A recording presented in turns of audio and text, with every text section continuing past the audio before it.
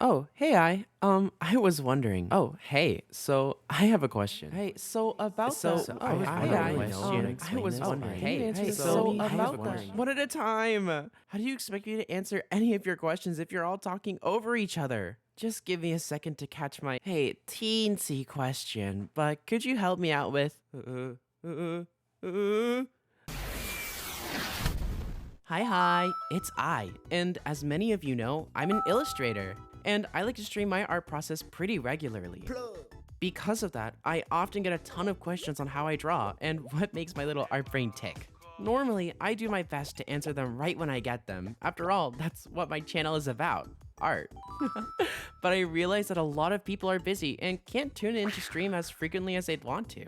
So, after lots of contemplation on what I should do for the boomers who can't join as often, I realized not only can I answer them on stream, but I can also animate them. But animation does take a decent bit of time. So, with that in mind, welcome to my first speedrunning art advice. Disclaimer, these work for me, everyone's different, and most importantly, this is just for fun. So take these with a moomer grain of salt. Question 1. How do you find your style? I'd say steal. Steal! No, but for real. Finding artists you enjoy is the best way to find your own personal style. Everyone wants something they can call their own. Personally, I'll try and take one or two aspects from an artist and kind of put it into my own art. But I will say variety is very important since I want to avoid being a carbon copy of anyone else. However, this shouldn't be your main motivation for getting better at drawing. Art style evolves over time, so don't put too much thought into it. It'll go organically, and you'll naturally find what you do and don't like in art. Question 2. How do you draw men? I don't! Well, I mean, I can kind of draw them, but let's be real. If I could draw them, I'd be on a much different site right now. Question 3. How do you keep your motivation up? Like most things, my motivation tends to ebb and flow depending on my mood. So if I don't want to draw, I won't. I won't want to create a negative association between me and my art, so I try and classically condition myself to have fun drawing by either giving myself a sweet treat after a good day's work or only watching shows when I'm drawing. I mean, if you think about it, I guess you could say I'm playing mind games with myself. But if it works, it works. Question 4. How do you manage wrist pain?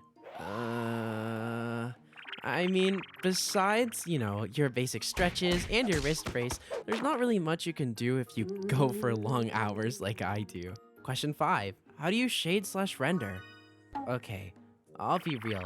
I for real just be putting stuff down sometimes. However, and I know a lot of you hate for me to say this, use your references. There's no point in rendering if you don't know what you're drawing. And I know that it's kind of ironic coming from me, but I do find that my drawings look a lot better when I use references compared to the ones that I don't. So yeah, please use your references. It's really worth it. And finally, question 6. How do you make interesting outfits? I totally didn't put this one up myself. But for real, I take a lot of inspo from a variety of places.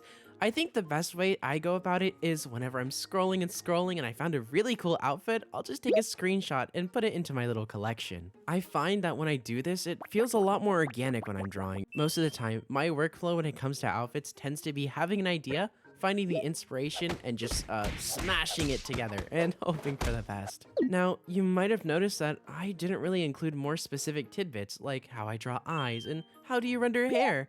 And well, yeah, I do answer those on stream. It's a little difficult for me to say since my art style changes so often. And while obviously I could give you an in-detail explanation for those kinds of things, I operate under the art mentality first and tips and tricks later kind of mindset. After all, I know a lot of us have experienced a time where we would rather do anything but draw. And finally, are these the end-all be-all of how you should approach art?